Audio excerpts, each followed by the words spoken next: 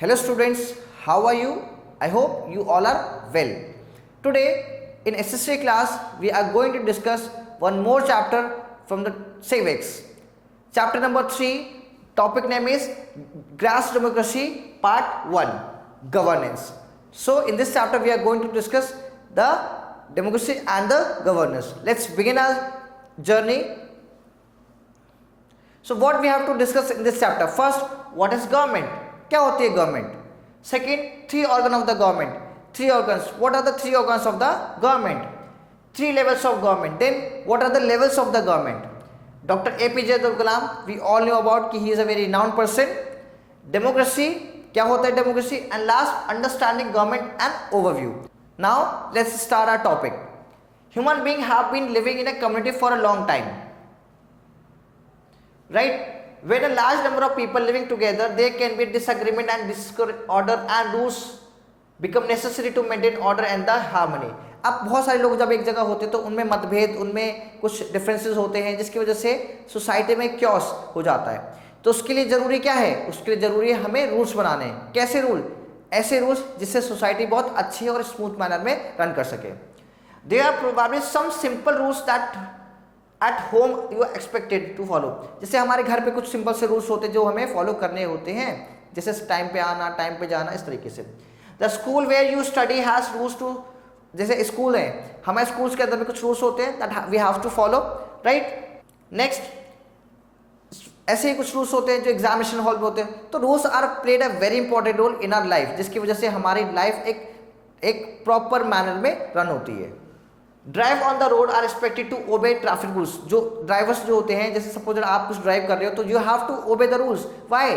For just safety and security purposes. People employed in all kind of jobs also need to follow rules set by the employer.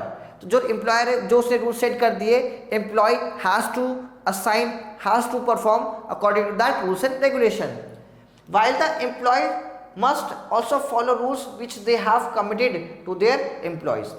What would happen if no one follow the rule? क्या होगा अगर rule नहीं हो? Suppose that traffic जो है वहाँ पे कोई रूल ना हो, फिर एक्सीडेंट्स कितने हो जाएंगे, लोग लड़ाई अलग करेंगे, लोगों को इंजर्ड होंगे अलग से. A simple answer is that society would not be able to function. Mean society smooth manner में रन नहीं कर पाएगी. Who make the rules and why? Who are the maker of the rule and how and why they are making such rules? How are they made? These are some of these questions we'll explore in this chapter. The process of taking decision, organizing society life, ये सब हम किस में discuss करेंगे इसमें. So the society life with different set of rules and ensuring that the way followed is called governance. तो जो rules बनाता है, सेट होता है, और how they follow the rules, this is all we call it governance. What is government? सुना हमने कई बार है, बट होता क्या है आइए देखते हैं. Government refers to the body that exercise ruling authority. एक ऐसी बॉडी जो अथॉरिटी के फॉर्म में रूल करते हैं, किस पे? उस पर्टिकुलर लोकेशन पे. For people to live and work together an organisation is needed that can make decision and put them into effect to ensure that smooth functioning of the daily life needed. तो government क्यों है? Government इसलिए so that कि we can work together, we perform some functions. फिर why? Just to make smooth functioning. अगर सरकार ना हो, गवर्नमेंट ना हो, उसके रूल्स को अगर हम फॉलो ना करें तो हमारी जो लाइफ है वो ऐसी नहीं चलेगी. The government word is come from the Latin word and what does it mean? What this shows?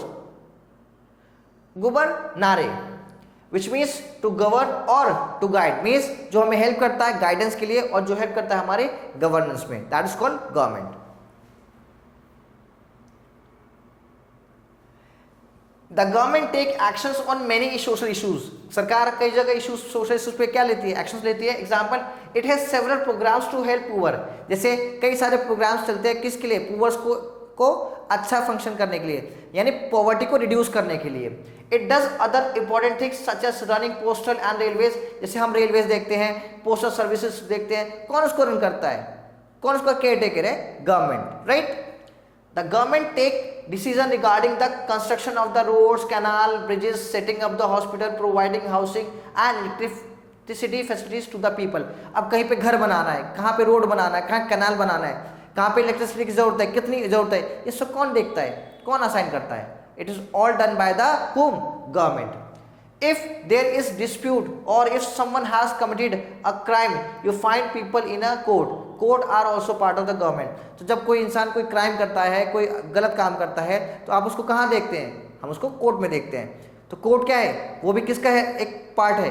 वो पार्ट है गवर्नमेंट का. Some of the more important rules are called laws.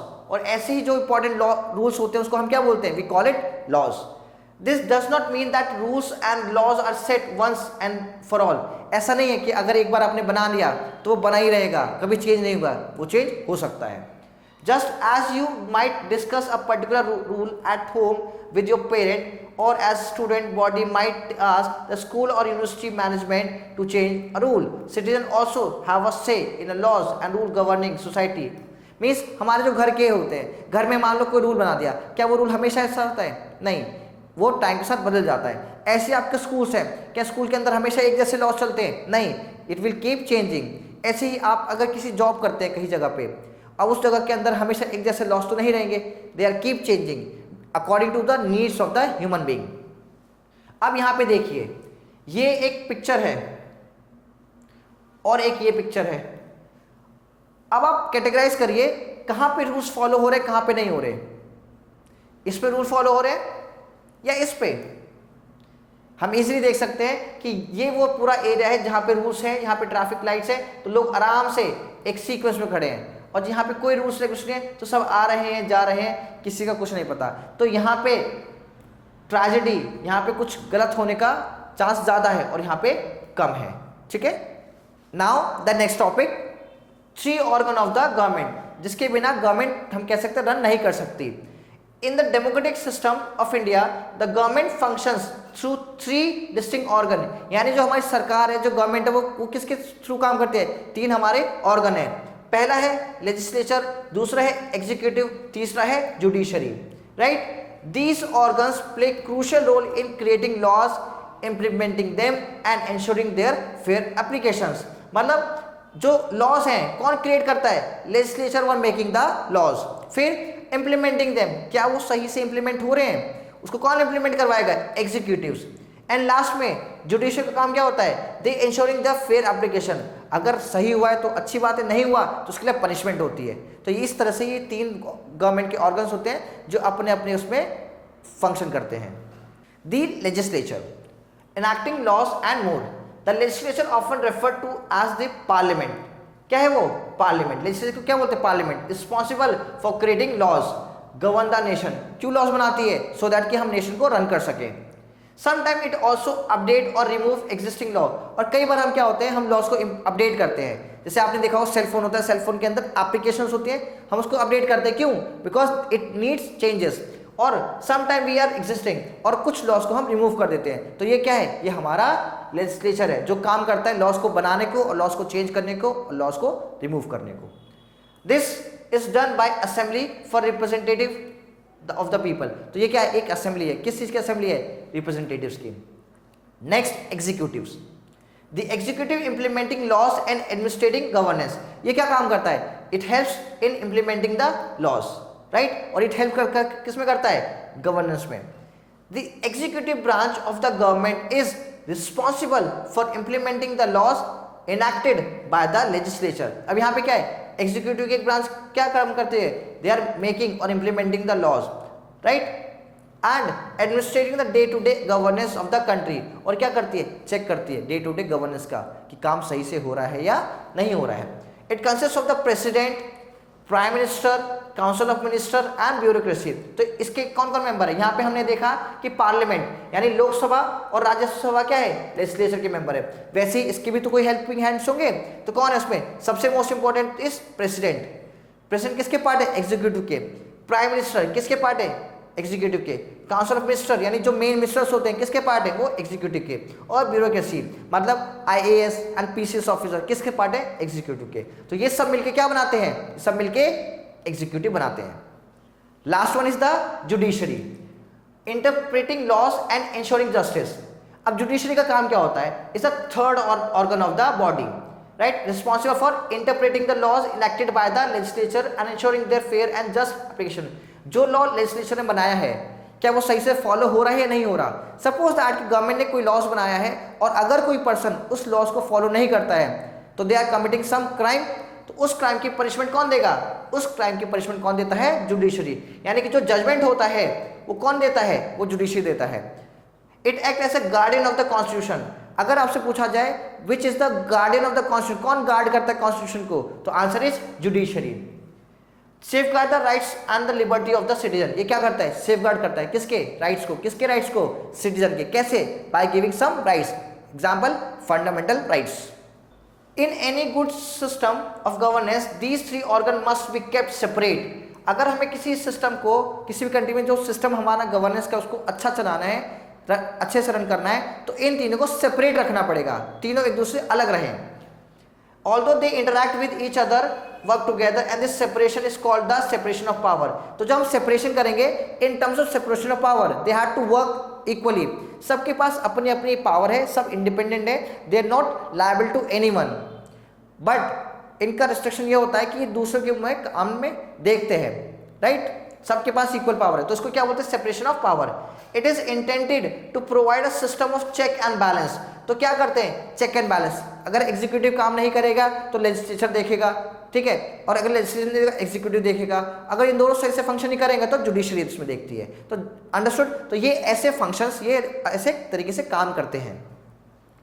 This means that each organ of the government can check what the other is doing and restore the balance if one organ act beyond his expected role। अगर कोई अलग करता है, suppose that कि अगर आप executive के पास गए, मान लो कोई ब्यूरोक्रेट्स है यानी आईएएस या पीसीएस ऑफिसर है, वो अपना काम सही से नहीं कर रहा है, तो आप डायरेक्टली कहाँ जा सकते हो, कोर्ट भी जा सकते हो। मान लीजिए कोई लॉ है वो अगर गलत बन गया, उसके अगेंस्ट क्या करेंगे, लोग अपील डालेंगे, कहाँ पे अपील डालेंगे, जुडिशरी में, तो वो उसको देखते हैं, राइट। तो ऐसे करके ये एक चेक एंड बैलेंस का सिस्टम है, कहाँ पे, इंडिया में, और इसको क्या बोलते हैं, separation of power. Organ of the government, पहला वाला क्या था उसमें, लेजिस्लेचर। पार्लियामेंट मेक लॉज, मतलब पार्लियामेंट ने क्या बनते हैं, लॉज बनते हैं। सेकंड कौन होता है नंबर पे, executive, means implementing the laws, मतलब जो गवर्नमेंट के थ्रू क्या करवाते हैं, इंप्लीमेंट करवाते हैं लॉज को। Third, judiciary, courts interpret laws and decide legal cases, और ये डिसाइड करते हैं कि कौन से केसेस, अगर सपोज दैट कोई लॉ फॉलो नहीं हो रहा है, राइट, तो हम उसको फॉर्म करते हैं। Next one, 3 level of government. Governments के कितने 3 लेवल्स होते हैं। अर्लियर हमने क्या पढ़ा, ऑर्गन ऑफ द गवर्नमेंट, और अब हम क्या पढ़ेंगे, 3 different level of the government. In many countries including India it functions eight 3 level और 3 टायर्स, जिसको हम बोलते हैं लोकल, स्टेट और रीजनल, एंड थर्ड है नेशनल और central. Each level deal with different matters, मतलब सबके अपने अपने मैटर्स होते हैं कि किसी पे सेंट्रल लॉ बनेगा, किसी पे स्टेट लॉ बनेगा, और किसी पे लोकल बॉडीज लॉ बनाती हैं। To use a comparison, if a bulb in your home is not lighting up, you will first check the bulb, switch, fuse, etc. Right? जब बल्ब हो तो आप ये सब चीजें यूज करेंगे, चेक करेंगे पहले। If that does not work, you may call an electrician, and if it is not found that problem is in it with your home, you may need to go to the electricity board and file a complaint. These are the also 3 level of the dealing problem. First of all, अगर आपके घर में bulb नहीं जलता तो पहला क्या होगा, आप अपने बल्ब को चेक करेंगे, स्विच को चेक करेंगे। उसके बाद आप किसको, इलेक्ट्रीशियन को बुलाएंगे। अगर उससे भी सही नहीं हुआ तो आप कहाँ जाओगे, आप इलेक्ट्रिसिटी बोर्ड के पास जाओगे और वहाँ पे अपनी फाइल को कंप्लेन करेंगे। तो एक एग्जाम्पल है कि कैसे अगर काम किस किस लेवल पे कैसे कैसे किया जाता है। In India we have local government, state government and the central government और union government. Imagine that follow heavy rain on a few days, there is a flood in a part of the district। बारिश हुई और क्या हो गया, flood आ गया आपके district में। If it is not too severe, the local authority may able to deal with it। अगर बहुत तेज नहीं है, बहुत ज़्यादा नहीं है, तो उसको जो लोकल बॉडीज है वही उसको सॉल्व कर लेंगी। If it is involves several towns and many villages, the state government will step in the। अगर वो कई सारे शहरों में हो गया और कई सारे गाँव में हो गया तो उसको स्टेट गवर्नमेंट उसको सॉल्व करेगी। But if it is a massive flood affecting the vast area, the central government may also come to help। और वही अगर वो जो फ्लड है वो बहुत ज़्यादा एरिया में, बहुत सारी सिटीज में फैल जाता है, तो उसके लिए फिर हेल्प करने कौन आएगा, फिर आएगा सेंट्रल गवर्नमेंट, सेंडिंग दिस। और वो क्या करेंगी, वो सप्लाई, कैसे रिलीफ सप्लाईज को सेंड करेंगे, the army etcetera. This are the 3 level of the again. तो ये एक और अलग लेवल है किसका, गवर्नमेंट का। The table on the facing page provide in a summary a general framework of the main function of the government, 3 organ of the national state level. तो ये एक हमारे पास ट्राइंगल के फॉर्म में हमारे गिवन है। तो सबसे पहले कौन सा है, central level, means at the national level. तो जो सेंट्रल गवर्नमेंट होती है वो जितने भी नेशनल लेवल मतलब हम बात करते हैं किसकी, नेशनल की, मीन्स पूरे अगर हम इंडिया की बात करते हैं तो वो क्या है, सेंट्रल गवर्नमेंट है। स्टेट गवर्नमेंट ये काम करते हैं कहाँ पे, स्टेट लेवल पे, यानी कि जो आपके स्टेट के अंदर में जो मैटर्स होगा उसको कौन रिसॉल्व करेगा, स्टेट। नेक्स्ट है local government, means at the town and the village. तो लोकल लेवल पे कौन उसको सॉल्व करता है, लोकल गवर्नमेंट, ठीक है, मीन्स शहर और गांव में जो भी होती है उसको वो सॉल्व करते हैं। जुडिशरी नेशनल लेवल पे सुप्रीम कोर्ट ऑफ इंडिया, कौन है, सुप्रीम कोर्ट ऑफ इंडिया। और स्टेट लेवल पे क्या कौन करता है उसको solve, high court of India.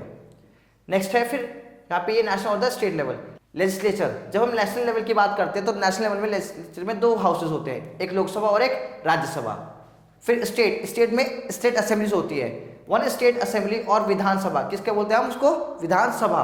Noted that most state having a single assembly, a few have two, कुछ किसमें दो भी हैं। फिर नेक्स्ट है एग्जीक्यूटिव। तो नेशनल लेवल पे क्या है, led by the president of India, nominal head and the supreme commander of the Indian arm force, prime minister and the executive head. तो प्राइम मिनिस्टर क्या है, कौन है, एग्जीक्यूटिव का हेड है, और जो प्रेसिडेंट है वो एग्जीक्यूटिव में आते हैं। कहाँ पे, अगर हम बात करते हैं नेशनल लेवल पे।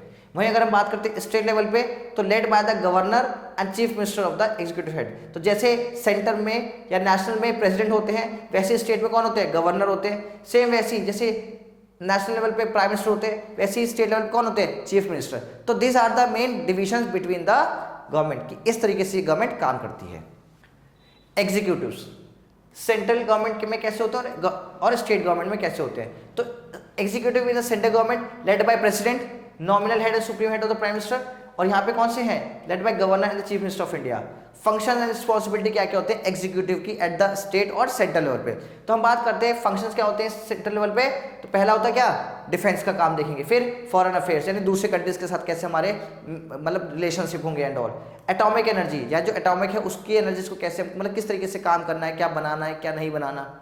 कम्युनिकेशन, यानी जो नेटवर्क्स होते हैं, जैसे मैं और आप आज बात करें तो उसमें कौन पहले आता है, सेंटर के अंदर में आता है। करेंसी, यानी जो आरबीआई है, यानी जो प्रिंटिंग नोट्स होता है, सर्कुलेशन ऑफ नोट्स होते हैं, वो कौन कर देखता है, सेंट्रल गवर्नमेंट। फिर इंटर स्टेट कॉमर्स, एक स्टेट से दूसरे स्टेट में जाएंगे तो कॉमर्स यानी कि ट्रेड होगा, उसको कौन देखता है, उसको देखता है आपका central government.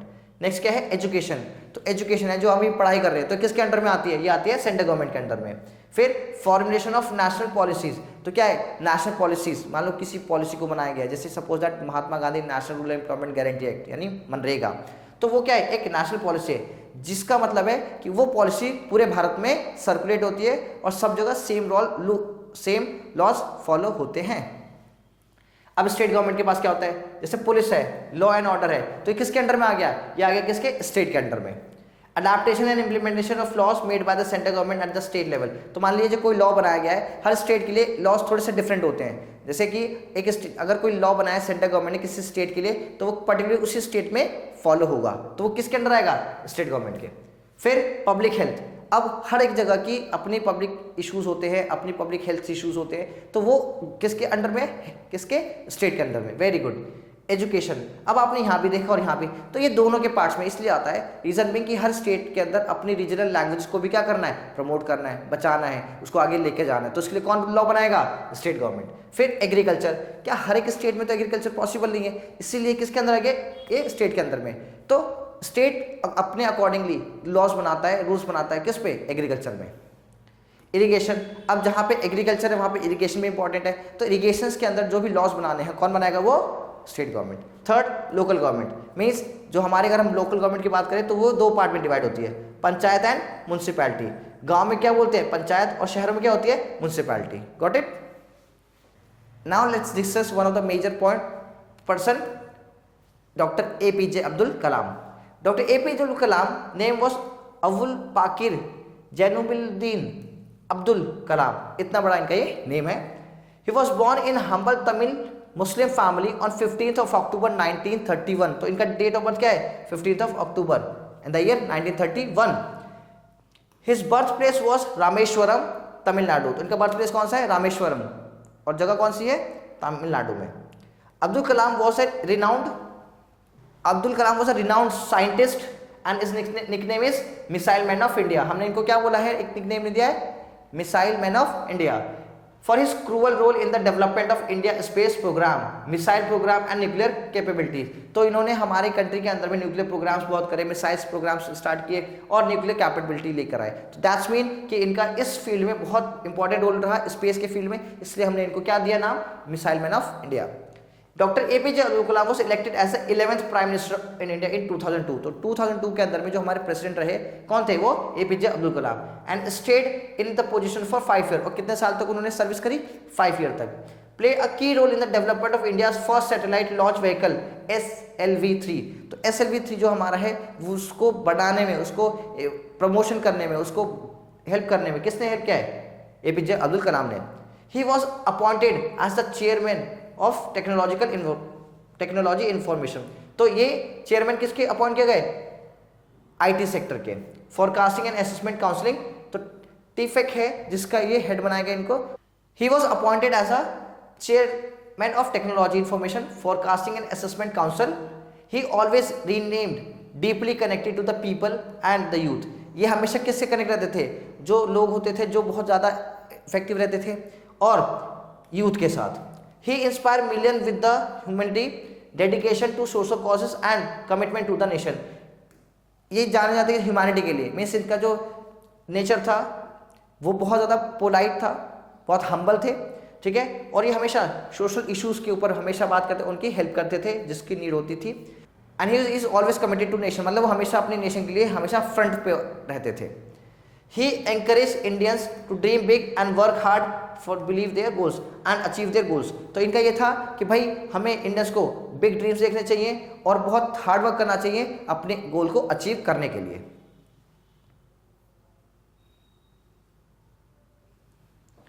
He showed that he could play an important role impacting countless lives and some of the inspiring thoughts। तो ये हम जानते हैं कि इनके अलग अलग थॉट्स, कोटास हमें आजकल देखने को मिलते हैं कि हर जगह, and many people were inspired from the APJ Abdul Kalam. उनके कोटास आज हम देखते हैं, उनके कोटेशन देखते हैं और बहुत लोगों को उनसे इंस्पिरेशन मिलती है कि वो भी उनकी तरह बहुत अच्छा और बहुत बेटर काम करें हमारे देश के लिए।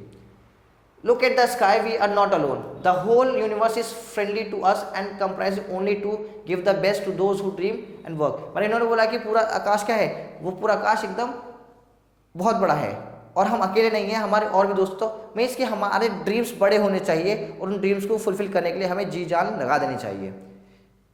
If you fail never give up because fail means first attempt in learning. ये इनका बहुत फेमस कोटा है, कोटेशन है कि वो बोलते हैं फेल तो कोई होता ही नहीं है, वो पहला अटेम्प्ट है, मतलब पहला स्टेप आपने बढ़ाया किस लिए, लर्निंग के लिए। End is not the end, end means effort never dies. तो एंड भी वो मानते हैं कि कुछ होता है, end means efforts never dies. If you get the no as an answer remember NO means next opportunities. So let's be a positive. तो इनके हर एक वर्ड में, हर एक आप जिस सेंटेंस से देखोगे उसमें हमेशा पॉजिटिविटी देखने को मिलती है। To succeed in your mission you must have single minded devotion to your goal. अगर आपको सक्सेस होना है, अगर आपको सक्सेस होना है किसी भी फील्ड के अंदर में, तो आपके दिमाग में बस एक ही गोल होना चाहिए, तब जाके आप सक्सेस इजीली हो सकते हैं। Dream is not that which we see while sleeping, something that does not let to sleep. इन्होंने बोला सपने वो नहीं जो आप सोते हुए देखते हो, सपने वो हैं जो आपको सोने नहीं देते। ये किसके थॉट है, ये थॉट है APJ अब्दुल कलाम जी के। If 4 things are followed, having a great aim, acquiring knowledge, hard work and persistence, ये then anything can be achieved। अगर आपको कुछ अचीव करना है तो 4 चीज़ें ढूंढनी पड़ेंगी। आपको आपका एम क्लियर होना चाहिए, नॉलेज आपके पास होना चाहिए, हार्ड वर्क और परसिस्टेंस, मतलब कंटिन्यूटी आपकी रहनी चाहिए कि आपको वो अचीव करना है, आपको वो चूज करना ही करना है, आपको वो गोल जो है उसको अचीव करना है। तो ये किसके थ्रू होता है, ये होता है, ये किसने बोला, ये सब बोला किसने, APJ अब्दुल कलाम जी ने। Abraham Lincoln defined democracy as the government of the people, by the people and for the people। This is the main quotation given by the Abraham Lincoln, right? Now next topic is democracy। Democracy is derived from Greek word demos, that means people। क्या मतलब है, लोग। And kratos means rule or the power। Thus democracy fundamentally embodied the ideas of people rule, where citizens have the rights to choose their government and influence its decision। तो basically democracy का एक सीधा सा मतलब ये है कि democracy एक ऐसी फॉर्म ऑफ गवर्नमेंट होती है जिसमें लोगों के पास राइट्स होते हैं अपने लीडर को चूज करने का, और लीडर का ये इंपॉर्टेंस होता है कि वो जिन्होंने उसको चूज किया है वो उसके लिए वर्क करे। Got it. Now come to the type of democracy कि डेमोक्रेसी कितने टाइप की होती है। तो फर्स्ट है direct democracy. In a democratic government citizen have directly participate in decision making. तो इसमें क्या है डायरेक्ट में कि पीपल जो होते हैं वो डायरेक्टली इन्वॉल्व होते हैं गवर्नमेंट के डिसीजन में। मतलब सरकार ने अगर उनसे पूछा किसी चीज़ पे लॉ बनाना है तो they have the full authority to write an answer और to give that suggestion in the form of yes और नो और एनी फॉर्म, राइट। तो यहाँ पे गवर्नमेंट के एक्सेस में जो इंटरमीडिएट या इसमें बीच में कोई नहीं होता, बीच में कोई रिप्रेजेंटेटिव नहीं होगा। सरकार ने हमसे पूछा, हम डायरेक्टली सरकार को बता सकते हैं कि ये सही है या नहीं। This form of most effective in smaller community और countries with a limited population. ये चीज़ वहाँ पर बहुत अच्छी इफेक्टिव होती है जहाँ पे लोग बहुत कम हो, right. As it is allow for the easier organisation and communication among the citizen. तो इससे बहुत आसान हो जाता है लोगों से बातचीत करना, क्योंकि वहाँ पे बहुत कम लोग हैं तो डायरेक्टली गवर्नमेंट पीपल से लिंक कर सकती है। Example of direct democracy can be seen in a local government और in some Swiss canteen where citizen frequently vote on the referendum and the initiative. तो स्विस मत एग्जाम्पल किसका है, Switzerland का है, जहाँ पे लोग डायरेक्टली डेमोक्रेसी में इन्वॉल्व होते हैं। दूसरा कौन सा फॉर्म ऑफ गवर्नमेंट है, इनडायरेक्ट डेमोक्रेसी। इसमें क्या होता है, रिप्रेजेंटेटिव होते हैं। मतलब इनडायरेक्ट फॉर्म ऑफ गवर्नमेंट वो होता है जहाँ पे हम अपनी बात डायरेक्टली तो गवर्नमेंट से नहीं कह सकते, बट हमारे लिए कुछ रिप्रेजेंटेटिव होते हैं जो हमारी बातों को गवर्नमेंट तक लेकर जाते हैं। Indirect democracy is characterised by the election of the representative who can make decision on the behalf of the people. मतलब जिस लोगों को हम चूज करते हैं, जिन लोगों को हम चूज करते हैं वो हमारे बिहाफ पे डिसीजन लेके जाते हैं और बात की प्रेजेंट करते हैं। Citizen participate in the governance by voting for the individual who then represent their interest in the legislative body. तो हम क्या करते हैं, सिटीजन जो होते हैं वो चूज करते हैं किसको, एक रिप्रेजेंटेटिव को, और वही लेजिस्लेटिव असेंबली में जाकर हमारी बातों को प्रेजेंट करते हैं। Representative are typical called member of legislative assembly. तो हम रिप्रेजेंटेटिव को क्या बोलते हैं, हम रिप्रेजेंटेटिव को बोलते हैं एमएलएस इन शॉर्ट, यानी member of legislative assembly. Eight the state level and members of parliament. और स्टेट लेवल पे क्या होते हैं, member of parliaments. At the national level, तो हम बात करें अगर स्टेट लेवल पे तो स्टेट लेवल क्या बोलते हैं, एमएलएस। और अगर हम बात करें नेशनल लेवल पे तो what we call it, MPs, member of parliament. These representative debate laws.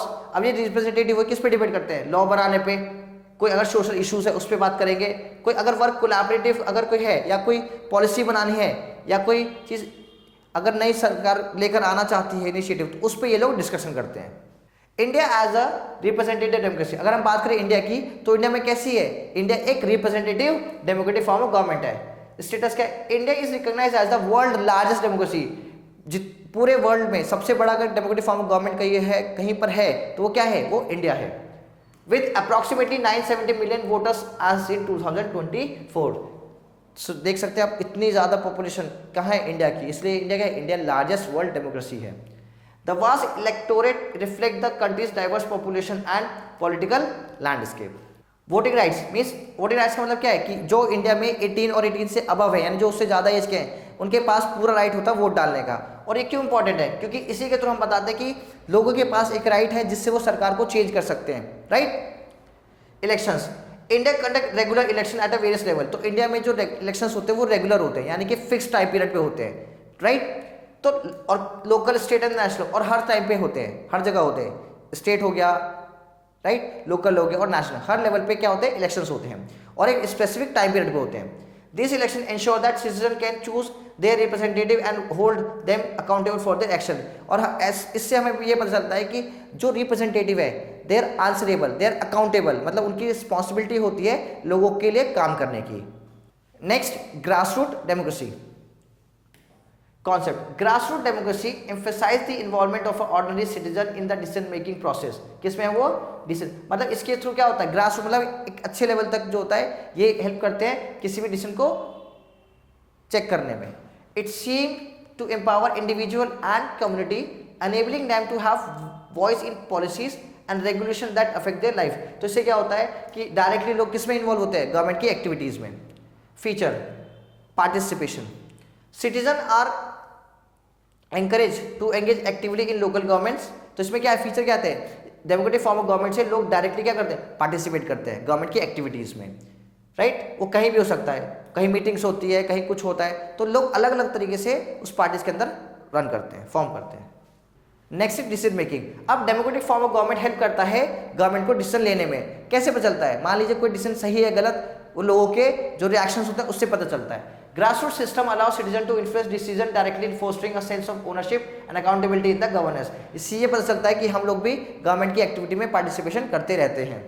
Local governance. This approach often involve decentralized governance structure where local bodies have more power and autonomy, promoting responsive to community need. तो यहाँ पे क्या है, एक local governance.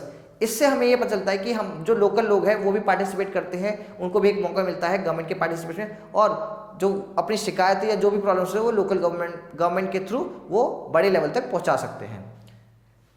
The importance of democracy. अब क्या importance है democratic form of government का? तो पहला है representation.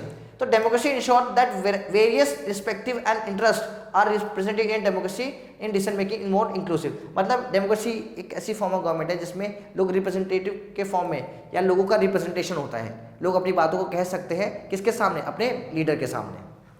Accountable means elected representative are accountable to constituent. Regular elections allow citizen to remove unsatisfied leader.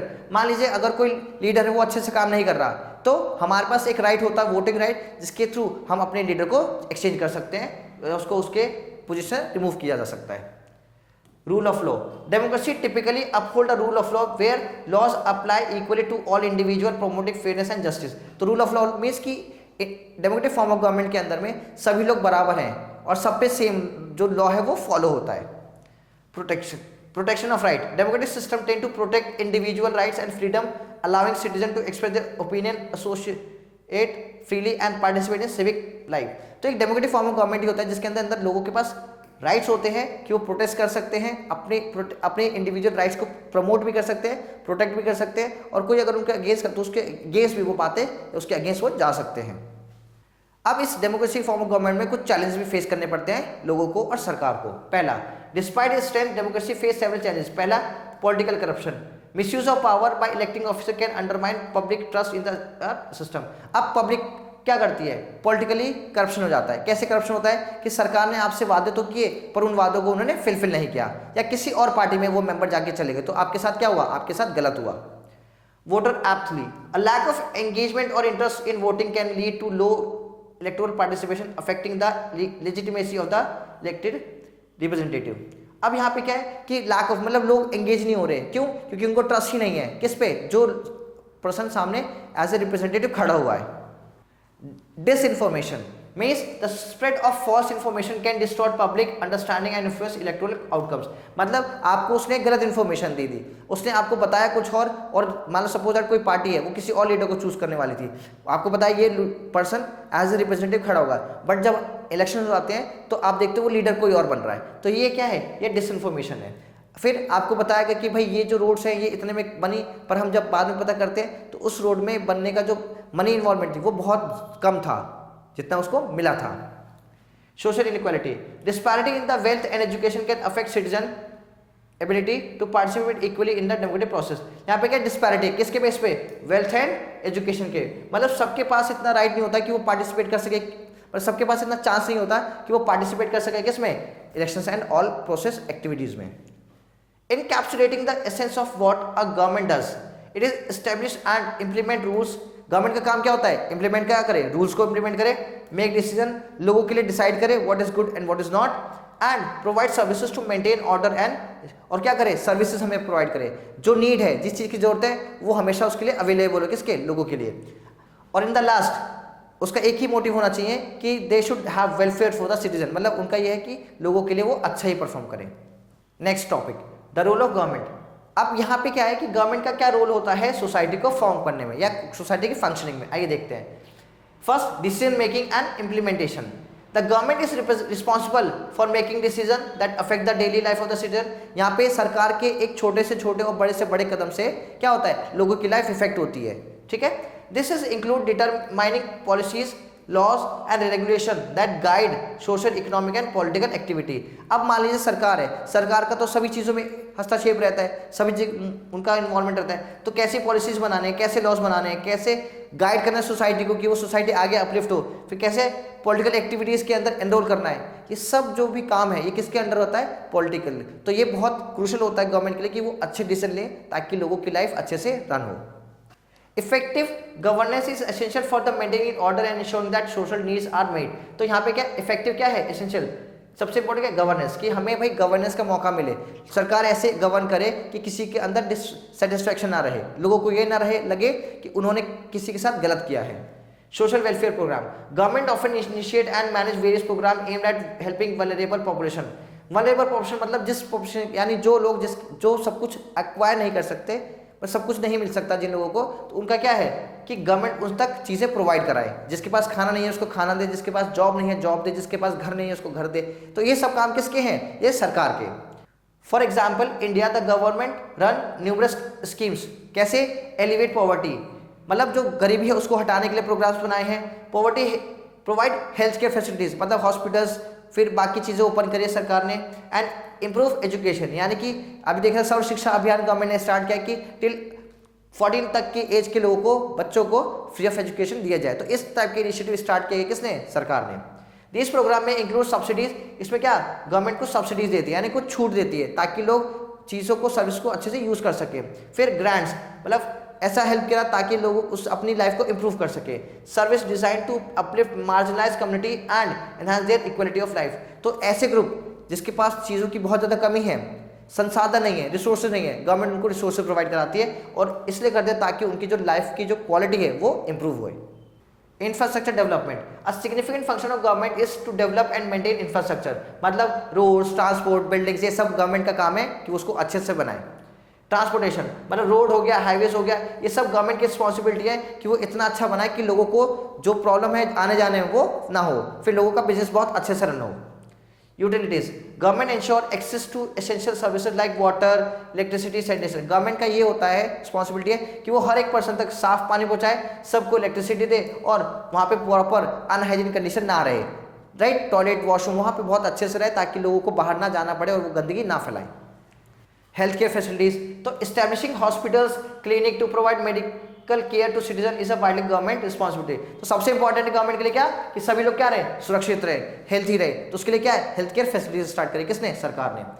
Dispute resolution, मान लीजिए कोई डिस्प्यूट हो जाता है from the government to government, right, from public to government और किसी स्टेट टू स्टेट, तो कौन सॉल्व करेगा? वो government. Government provide mechanism for resolving conflicts and dispute among the citizen, मान लीजिए किसी सिटीजन के अंदर कोई डिस्प्यूट हुआ उसको रिजॉल्व करेगा, कौन करेगा? Done by the judicial system, ठीक है? जो कोर्ट्स होंगे, अगर किसी ने कोई क्राइम किया तो क्रिमिनल एक्टिविटीज में इन्वॉल्व होके कहाँ पे जाएंगे? वो कोर्ट्स में, तो वहाँ पे क्या होगा? वहाँ पे जजमेंट होगा।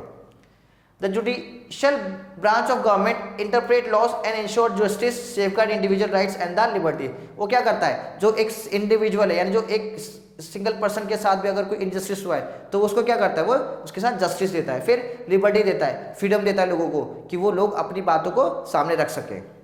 Next, law making. Law are formal rules established by the government to regulate behaviour within society. अब हमें सोसाइटी को रन करना है, सोसाइटी को चलाना है, तो उसको चलाने के लिए हमें कुछ लॉज की जरूरत पड़ती है। तो क्या लिखा है? Laws are formal rules established by the government to regulate behaviour with the society, they serve to maintain order, protect citizen rights and promote social justice. तो इंपॉर्टेंस क्या है कि भाई अच्छे से लोग रहें, प्रोटेक्ट करें किसको? सिटीजन राइट्स को, और प्रमोट करें क्या? सोशल जस्टिस को। Laws are not static; they can be evolved over time through process such as legislation, judicial review, and the public discourses. तो जो लॉ है वो एकदम एक जैसे नहीं होते। लॉज क्या होते हैं? वो चेंज भी होते हैं, कैसे? अकॉर्डिंग टू द टाइम, ठीक है? Citizens often participate in the discussion about the laws, advocating for the changes and reform based on the society needs. अब जो लोग होते हैं वही इन्वॉल्व होते हैं। मान लीजिए कोई लॉ है, पुराना बहुत चला आ रहा था बट उसको चेंज करने की जरूरत है, राइट? तो वो कौन? उसमें लोग सामने आकर अपनी बातों को प्रेजेंट करते हैं।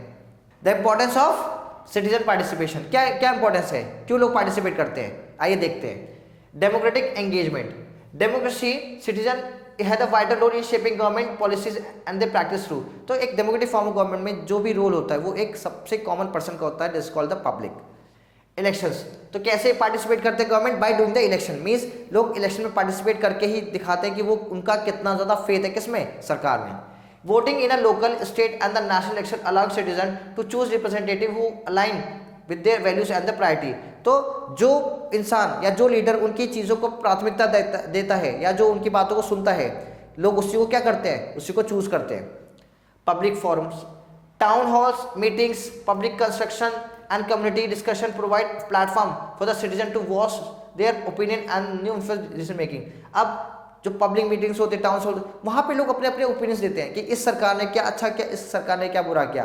तो जिसका उनका, तो उसी एक मीटिंग से पता चल जाता है कि लोग कितने खुश हैं और कितने खुश नहीं हैं।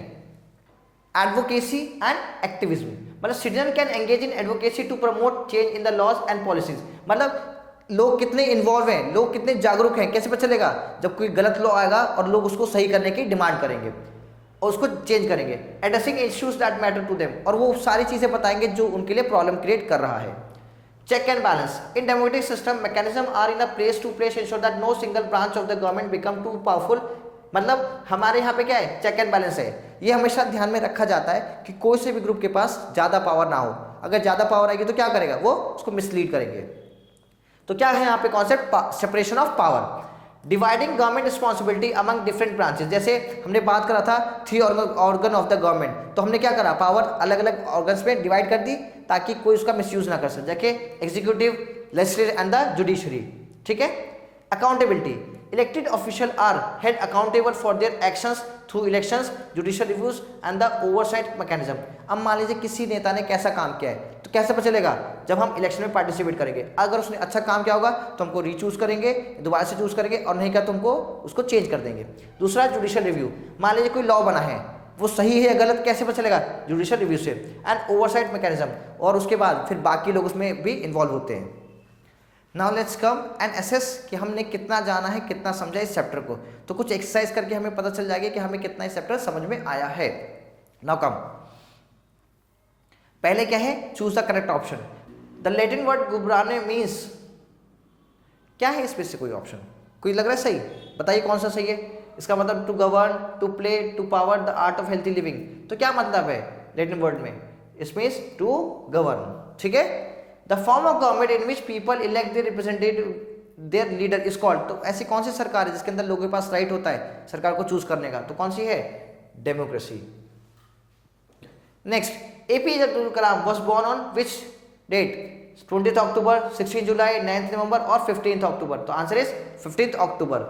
Democracy can be of dash type. कितने टाइप की डेमोक्रेसी है? Democracy is of 2 type, direct and indirect. Next, fill ups, the government can take action on many social issues. Answer is social issues.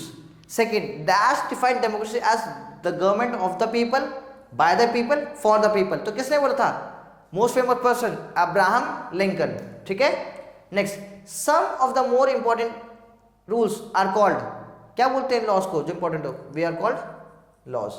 तो जो इंपॉर्टेंट रूल्स होते हैं उसको क्या बोलते हैं हम? Laws. Dash is the third organ of the government. बताओ कौन सा था? Very good, judiciary. क्या है? जुडिशरी।